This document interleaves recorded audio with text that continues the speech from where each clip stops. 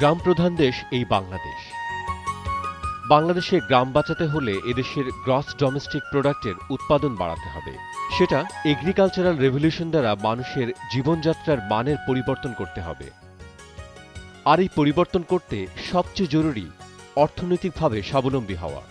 একজন উৎপাদক তখনই অর্থনৈতিকভাবে স্বাবলম্বী হবে যখন উৎপাদিত পণ্য কাঙ্ক্ষিত মূল্যে বাজারজাত করতে পারবে। সঠিক পদ্ধতি ও মান উন্নয়নের পরামর্শ অনুযায়ী পণ্য উৎপাদনের মাধ্যমেই কাঙ্ক্ষিত মূল্য পাবে। এভাবেই এদেশের মানুষের তথা একটি জাতীয় উন্নয়ন সাধন হবে বলে আমরা বিশ্বাস করি।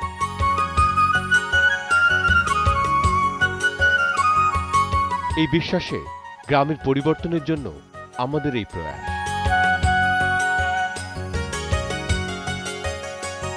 একটি আইটি পোর্টালের মাধ্যমে গ্রামে আইসিটি সেন্টার তৈরি করি।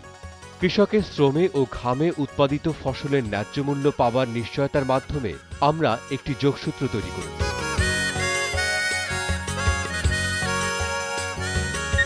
আমাদের এই যান্ত্রিক জীবনে এত কর্মব্যস্ততার মাঝে ও সময়ের স্বল্পতার কারণে বাজারে গিয়ে বাজার করা অসম্ভব হয়ে পড়ে।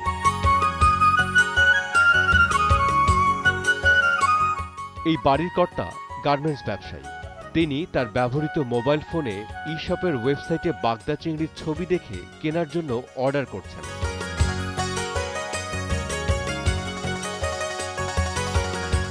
ই-শপে বুকিং দেওয়া সেই চিংড়ি ঘরে বসে পেয়ে তিনি খুব খুশি।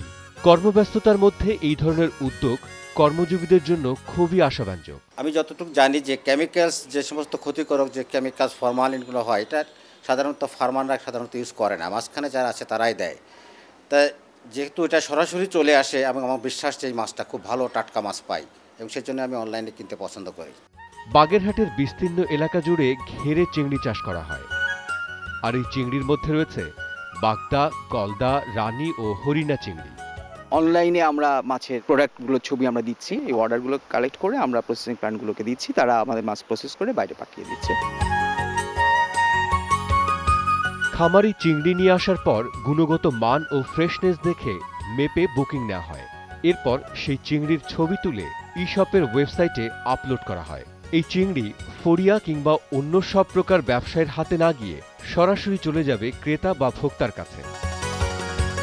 ই-শপের ঢাকা হেড অফিস থেকেই সারা দেশের উৎপাদক ও ভোক্তাদের সাথে যোগাযোগ করছে এবং ক্রেতা বিক্রেতাদের দূরত্বও কমে যাচ্ছে।